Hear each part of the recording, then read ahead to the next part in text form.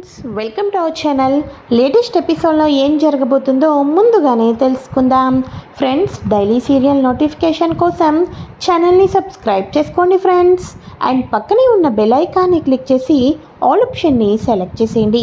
ఇక మహాదేవయ్య అయితే నరసింహ ద్వారా తనపై హత్యా ప్రయత్నం చేసింది బయట వాళ్ళు ఎవరో కానే కాదు, తన కన్న కొడుకు రుద్రాని అనే నిజం తెలుసుకొని ఒక్కసారిగా షాక్కి అయితే గురి అయిపోతాడు. అసలు నా కొడుకు, నా రక్తం పంచుకున్న నా కొడుకు, నా వంశోద్ధారకుడు నా ప్రాణాలు తీయటానికి ప్రయత్నం చేయటమా? వాడికి నేను ఏం అన్యాయం చేశానో? కన్న తండ్రి మీదే పగని పెట్టుకొని శత్రువుల మీదకు వెళ్ళినట్టుగా నా పైకి రౌడీలను పంపించడం ఏంటి అని చెప్పేసి మహాదేవయ్య అదే రైస్ మిల్లో కుప్పకూలిపోతాడు. ఇదిలా ఉండగా బయట ఉంటాడు కదా రుద్ర, బాపు ఏంది లోపలికి వెళ్ళి చాలాసేపు అయింది అని అడుగులు వెయ్యంగానే అక్కడేమో నరసింహ కార్ అయితే కనిపిస్తుంది. ఏంది బాపు వచ్చింది నరసింహ గారిని కలవటానికా అంటే అయిపోయింది.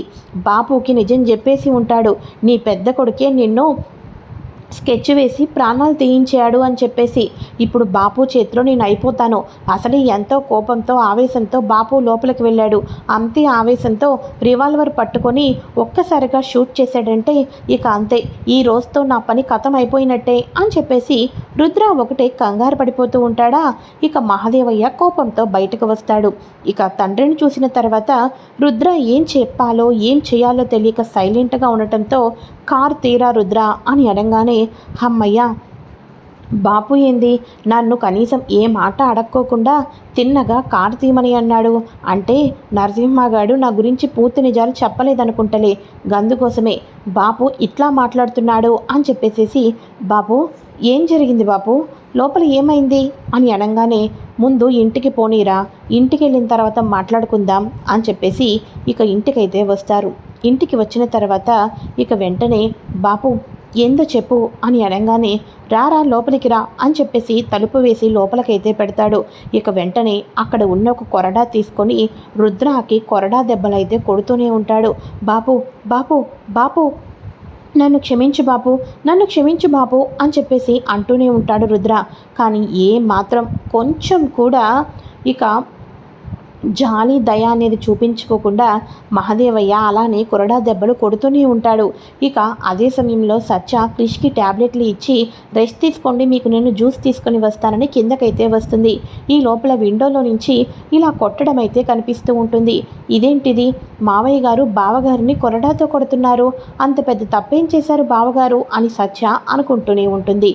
ఇక వెంటనే ఇక కొరడా దెబ్బలు కొట్టి కొట్టి కొట్టి అలసిపోయి నేలకేసి ఇసురు కొట్టిన తర్వాత బీరువా కబోర్డ్స్ అయితే ఓపెన్ చేస్తాడు.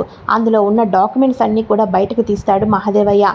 తీసి ఒరే చూడరా, చూడు, కళ్ళు పెద్ద పెద్దవి పెట్టుకొని చూడు, ఇది ఈ ఇంటి స్థలం పేపర్, ఈ ఇంటి పేరు మీద ఎవరి పేరు మీద ఉందో చూడు, ఇక మన 25 ఎకరాల మామిడి తోటలు ఎవరి పేరు మీద ఉన్నాయో చూడు, అసలు మన యావదాస్తి కూడా ఎవరి పేరు మీద ఉందో చూడరా, అంతా కూడా నీ పేరు మీదే ఉంది, అయినప్పటికీ కూడా నువ్వు ఇటువంటి పనులు చేస్తావా అని అనగానే ఏంది బాపు, ఆస్తంతా నా మీద ఉందని చెప్తున్నావు, నీకు రక్తం పంచుకున్న కొడుకులు ఇద్దరున్నప్పుడు ఆస్తంతా ఒక కొడుకు మీదే ఎలా ఉంటుంది అని చెప్పేసి రుద్ర అడగంగానే ఏందిరా ఏంది, తప్పు చేసింది కాకుండా నోరు లెగుస్తుంది, అసలు సిన్నగాడు నా కన్న కొడుకైతేనే కదా, నా రక్తం పంచుకున్న కొడుకైతేనే కదా వాడికి సమానంగా ఆస్తి రాసి ఇవ్వటానికి అని అనగానే బాపు ఏం చేస్తున్నావు, ఏం మాట్లాడుతున్నావు, సిన్న నీ కన్న కొడుకు కాదా అని అనగానే అవునరా పనికి మాలినవాడా, కన్న కొడుకు కాని సిన్నగాడి ఏమో తండ్రి చావటానికి వీల్లేదు అని వాడి ప్రాణాన్ని పణంగా పెట్టి నన్ను కాపాడాడు, కన్న కొడుకు అయిన నువ్వు నా ప్రాణాలు తీయించడానికి ఇంటికి రౌడీల్ని పంపించావు, ఇక నిన్ను ఏమని పొగడాలరా నిన్ను అని చెప్పేసి అనగానే నన్ను క్షమించు బాపు, నన్ను క్షమించు అని అనగానే అరే రుద్ర చూడరా, నీ తండ్రి ఎప్పుడు ఏం చేసినా ఈ ఇంటి మంచి గురించే చేస్తాడు, నా కళ్ళ ముందు నా రక్తం పంచుకున్న నా కొడుకు వృద్ధిలోకి రావాలి అనుకుంటాను, కానీ నేను పెంచిన కొడుకు వృద్ధిలోకి రావాలని ఎందుకు అనుకుంటాన్రా, అందుకనే కదా సిన్నాగాడి మీద ఎక్కువ ప్రేమ చూపించాను, సిన్నాగాడిని నమ్మించాను, సిన్నాగాడి మీద ఏ ఆస్తి లేకోకుండా కోట్ల యావదాస్తంతా కూడా నీ పేరు మీద రాయించాను, కానీ నువ్వు నన్ను ఇలా తప్పు చేస్తావా అని చెప్పేసి అనగానే లేదు బాపు, నేను నిజం తెలుసుకోలేకపోయాను అని అనగానే చూడరా, ఎమ్మెల్యే అవుతాను. తర్వాత వారసత్వపు ఎమ్మెల్యే అయ్యేది నువ్వేరా రుద్ర. సిన్నాగాడిని కేవలం రాజకీయ లబ్ధి కోసం మాత్రమే వాడుకుంటున్నాను. వాడు నేను ఎవరిని పొడవమంటే పొడుస్తాడు, ఎవరిని చంపమంటే అక్కడికి వెళ్ళి చంపుతాడు. కాబట్టి నాకు ముందుకు వెళ్ళిపోవచ్చు. కానీ అదే నిన్ను చంపిన తర్వాత, నిన్ను జైలుకు పంపించిన తర్వాత నీ లైఫ్, నీ జీవితం పాడైపోతూ ఉంటే నేను చూస్తూ ఉండలేనురా. అందుకోసమే చిన్నగాడికి యూత్ ప్రెసిడెంట్ ఇచ్చే అధికారాన్ని అయితే ఇచ్చాను. నీకేంద్రా, నీ బాబు ఎమ్మెల్యే అవుతాడు. నీ ఆస్తులు, నీ కోట్ల ఆస్తులు డబుల్ అవుతాయి. ఆ తర్వాత ఎమ్మెల్యే పోస్టు కూడా నీకే వస్తుంది అని అనగానే, సూపర్ బాబు, ఇంతకాలం తెలియక చిన్నగాడికి ఎక్కువ విలువ ఇచ్చేస్తున్నావు, అధికారం ఇచ్చేస్తున్నావని నీ మీద నేను హత్యా ప్రయత్నం చేపించాను. నన్ను క్షమించు బాపు, నన్ను క్షమించు. ఈ రోజు నుంచి చూస్తావు కదా చిన్నగాడు ఇంకా నువ్వు దూసుకు వెళ్ళిపోయేటట్టు చేసి నీకు రాజకీయ శత్రువులు ఎవ్వరూ కూడా లేకుండా ఆ చిన్నగాడి ద్వారానే చేపిద్దాం. చిన్నగాడి ద్వారా సైడ్ మన మీద ఎవరైతే కక్షలు కడుతున్నారో వాళ్ళందరి అంతూ తేల్చేసిన తర్వాత హ్యాపీగా నువ్వు ఎమ్మెల్యే పదవిని పొందుదు అని చెప్పేసి ఇద్దరూ కూడా టైఅప్ అయిపోతారు. ఇక మన కృష్ణి అయితే ఇక ఆడుకుంటారు. కృష్ణి మధ్యలో ఒక పాములాగా వాడుకుంటూ ఉంటారు. అయితే ఇదంతా కూడా సత్య వినేసేసి ఒక్కసారిగా షాక్ అయిపోతుంది. ఏంటి, క్రిష్ మావయ్య గారి కన్న కొడుకు కాదా? పాపం క్రిష్కి తన తండ్రి అంటే చచ్చేంత ప్రేమ. కానీ తన తండ్రే క్రిష్ని చంపేసినా పర్వాలేదు, ఎమ్మెల్యే అవటం కోసం చిన్న కొడుకుని అడ్డు పెట్టుకుంటున్నాడు. కానీ అసలు తన కన్న కొడుకే కాదు అని తెలిస్తే అసలు క్రిష్ బ్రతుకుతాడా?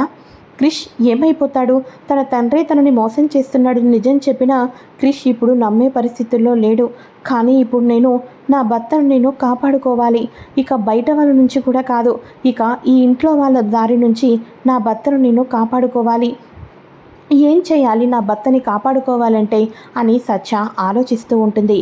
అయితే ఈ లోపల రుద్ర, బాపు, క్రిషు నీ కొడుకు కానే కాదు, మరి చిన్నగాడిని యాడ్ నుంచి తీసుకుని వచ్చినావు నువ్వు అని చెప్పేసి అనగానే, అది పెద్ద స్టోరీరా.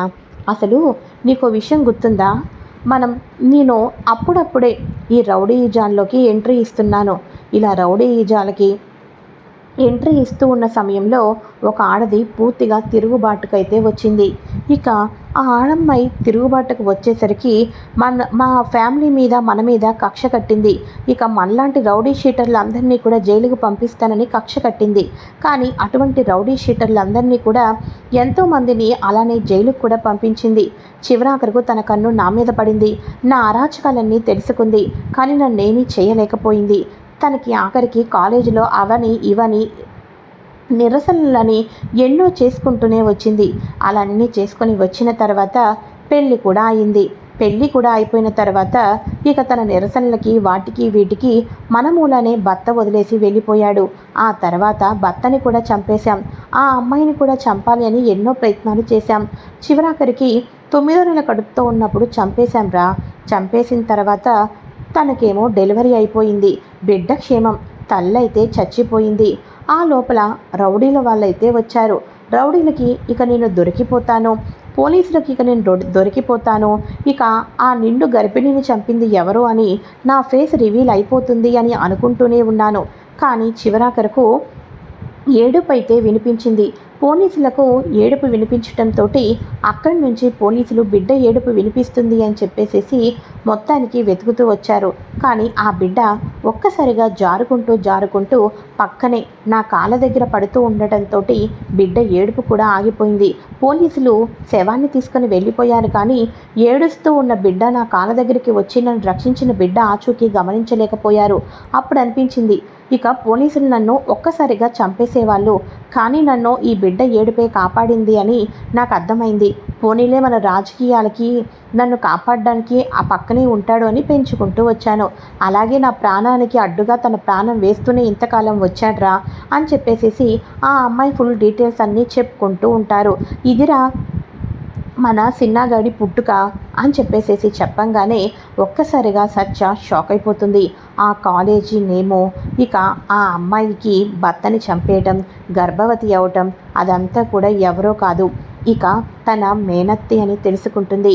అసలు సత్యని ఎప్పుడూ కూడా బయటకు పంపకోకుండా, గుళ్ళు గోపురాలు కూడా ఎక్కువ తిప్పకోకుండా ఇంట్లో నానమ్మ ఉంటుంది కదా, అసలు ఆ నానమ్మ ఇంతకాలం ఎందుకు ఆడపిల్లల్ని ఎక్కడికి పంపించొద్దు అని అనింది అంటే తన జీవితంలో తన కన్న కూతురు జీవితం అలా అయిపోయిందని చెప్పేసేసి ఇక తన లాంటి కూతురు జీవితం ఎవరికి రాకూడదు అని తన మనవరాలకైనా మంచిగా పెంచాలి అని సత్య వాళ్ళ నానమ్మ, విశ్వనాథం వాళ్ళ అమ్మ ఆడపిల్లల పట్ల అందుకని ఇంత జాగ్రత్తగా ఉంటుంది.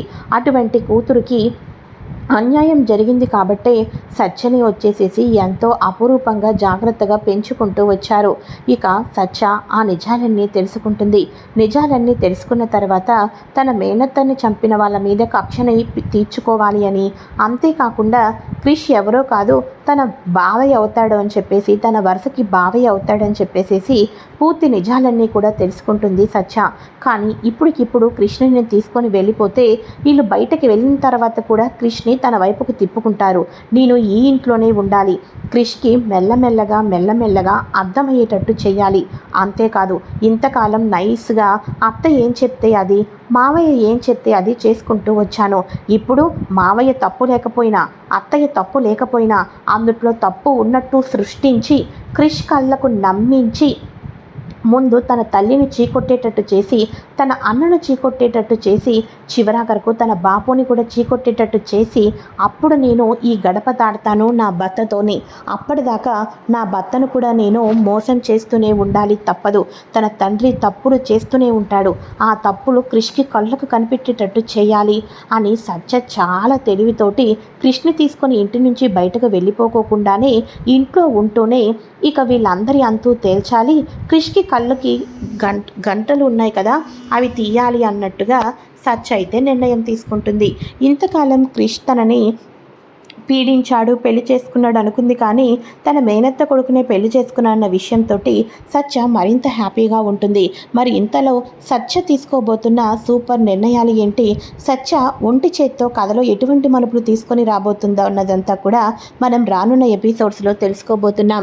మరెన్నో లేటెస్ట్ ఇన్ఫర్మేషన్ కోసం ఫ్రెండ్స్ తప్పకుండా ఛానల్ని సబ్స్క్రైబ్ చేసుకోండి. Okay friends, thanks for watching, bye.